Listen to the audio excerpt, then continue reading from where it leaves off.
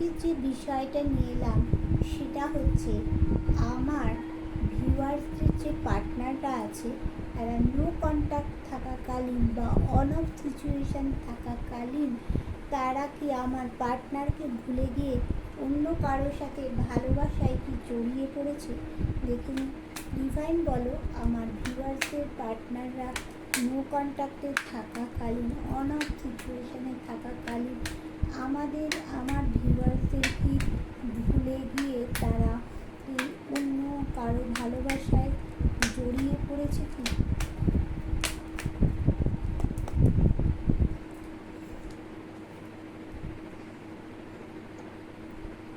দেখো, এখানে থার্ড পার্টির কাছে কিন্তু সে চলে গেছে।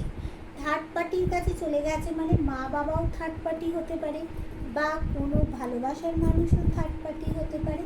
যে কেউ থার্ড পার্টির কাছে কিন্তু সে চলে গিয়েছিল বা থার্ড পার্টির কাছে চলে গিয়ে সে কিন্তু ভালো নেই। সে ভালো নেই কেননা সে বুঝে গেছে তোমার মতো তার হৃদয়ে কেউ জায়গা করতে পারবে না। তুমি যে জায়গাটা তার হৃদয়ে করে নিয়েছো, তোমার ব্যবহার বলো, তোমার ভালোবাসা বলো, সব কিন্তু তার মন কেড়ে নিয়েছো তুমি। তাই জন্য সে কী করছে না, যার কাছে যাক না কেন সে তোমার কাছে এবার বন্ধু ফিরে আসছে। তুমি তাকে অবশ্যই বন্ধু ক্ষমা করে দিও। ভুল তো মানুষই করে থাকে, সে ক্ষমা চাইবে তোমার কাছে এসে, তোমার কাছে ভালোবাসা চাইবে। সে বুঝে গেছে তুমি, কেননা তোমাদের মাঝখানে কেতুর একটা প্রবলেম ছিল, তার জন্যই খানিকটা হয়েছে।